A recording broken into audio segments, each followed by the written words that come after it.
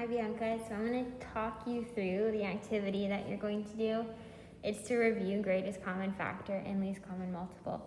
So I've already added it to my notebook. If you are able to print out, there's two different worksheets and I'm going to show you them in just a second, but they're both attached to the card as well. So you're only going to be gluing one of them in your notebook.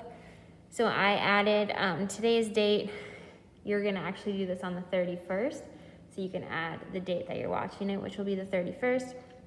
The title, which is GCF and LCM matrix, and it's just one page. So that's going to be your title. After you do that, you're going to glue in the one page that kind of looks like a blank grid. So if you need to pause it to finish up your title, you can go ahead and pause it right now. I'm going to flip ahead. Okay, so this is what the page that you glue in will look like.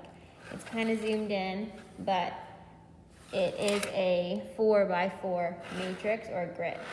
So how it's going to work is you're going to use the other page, this one, and you're going to be trying to figure out where each little square rectangle shape goes within your matrix. Once you figure it out, you'll find the greatest common factor that it has, the least common multiple that it has. So for example, if this had a greatest common factor of 2, a least common multiple of 30, you would glue your square here. Each of the little pieces has 2 numbers. So we're just going to start with our first number, 6 and 15. I'm just going to cut them out as I go so that they're not all like messy. You can choose to cut them all out first, whatever works best for you. So I'm going to cut out 6 and 15. And then I'm just going to kind of model how you're going to show your work in order to figure out where it should be placed on the matrix. Okay, so our first number is 6 and 15. I'm just going to place it at the top and kind of scoot this off to the side so that you can see my other paper. So I'm going to find the greatest common factor first. So GCF, our numbers, remember, are 6 and 15. So 6 and 15. So I'm going to use the upside down cake method, where I put 6 and 15 in a little box kind of, and I think about a number that they both are divisible by. 15 is odd, so I have to move on from 2 because I know that 2 is not a factor of 15, so I'm going to go up from there and start with 3. 3 goes into 6 2 times, 3 goes into 15 5 times. 2 and 5 are both prime, so their only factors that they share are 1. So our greatest common factor for 6 and 15 is 3 times 1 equals 3. So I know that my greatest common factor is 3. So if I look, it's going to go somewhere in this column, but I still need to figure out my least common multiple to figure out how far down it goes. So now to find LCM, so notice I'm kind of just skipping a line. You could also do it off to this side if you want, it's up to you. Still sticking with my same numbers, so 6 and 15. And remember, I'm just gonna skip count for a little while and then kind of check the other number and see where I end up. So when I skip count by 6, I get 6, 12, 18, 24, 30, 36. And then I'm gonna try 15. So 15, 30.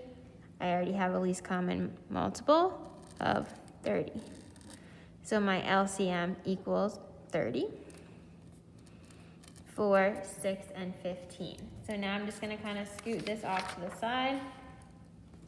I need to grab my glue stick, I realized, so I'm going to go grab that.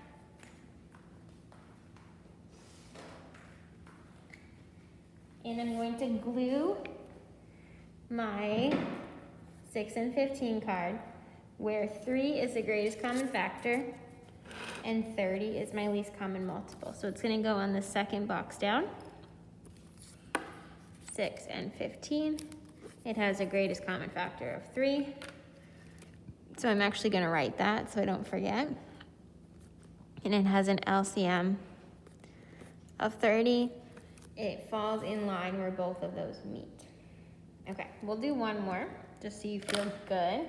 I know this is review, but this is just kind of like an extra layer of review so that when we get back, we will all feel confident and comfortable with this material. So our next one we're going to do is 12 and 20.